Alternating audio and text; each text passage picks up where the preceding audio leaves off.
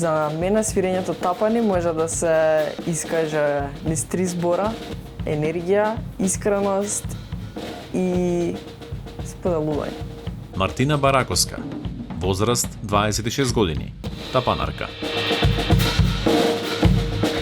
Ми беше многу фасцинантен инструмент, додека растав, слушав многу музика и еден од најенергичните моменти во музиката, односно тапаните се оние што ја диктираат енергијата во една песна, во една музика, во еден жанар. Инструментот почнала да го учи на 13 годишна возраст, а денес е магистерка по честапање. Обожавам да се изгубам така во свирењето, без разлика дали свирам нешто сопствено или импровизирам врз некаква музика.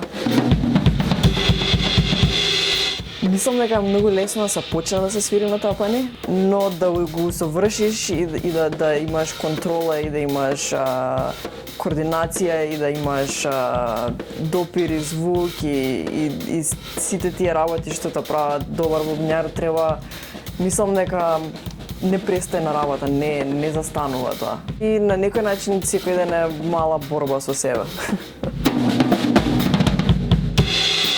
Дел е од бендот Фанк Шуи, соработува со музичари од странство, учествува во музички проекти, но стереотипите не ја поштедиле. И добивам исто коментари, треба повеќе да се смееш, треба можеби вака да се облекуваш, треба така да правиш. Само треба да бидеш свој и само да продолжиш, да не се менуваш. Силата и енергичноста од тапаните како инструмент не ја диктира полот, туку ја диктира техниката, едноставно. Мислам дека е техника да можеш да извадиш тон. Вели дека обстојувањето од музиката денес е многу поголем предизвик. Со тоа што кој ќе се каже да се екзистира од музика не е само да дојдам тука и да свирам и од тоа да екзистирам. Искрено, јас тренувам од себе дека бидувањето музичар во ова време е доста работи, треба и доста вештини треба да имаш. Треба да се менаџираш сам, да имаш социјални медиуми. Треба да знаеш да се снимаш во многу добра форма, да го склопиш тоа што го правиш и да го прикажеш за да може луѓето да го разберат. Речиси 5 години води и свое училиште за тапани. Во него членуваат и млади и возрастни. Мислам дека нема нешто по-благородно од пренесување на знаење. Уживам во тоа да учам и од другите луѓе, затоа што многу, например, од малите деца учам колку се они слободни, колку немаат никакви бариери, не се толку самосвесни и самокритични, едноставно го прават тоа што им доаѓа да го прават и се многу природни во тоа и во инструментот.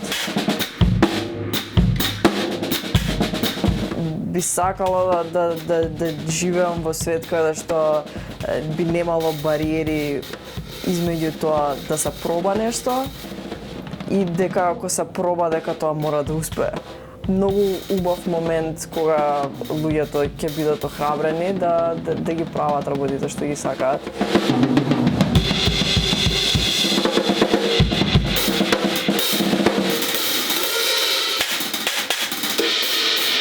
За крај неколку збора и за еден од најгорливите проблеми на македонското општество – иселувањето на младите и талентирани лица. Би сакала тоа да биде во некоја форма каде што нема да биде јас си заминав од тука, туку би била и овде и би била секаде, затоа што мислам дека тоа е најубавата форма. Тоа да можеш да бидеш секаде, ама да бидеш и дома и да бидеш слободен. Тоа би сакала да бидам слободен.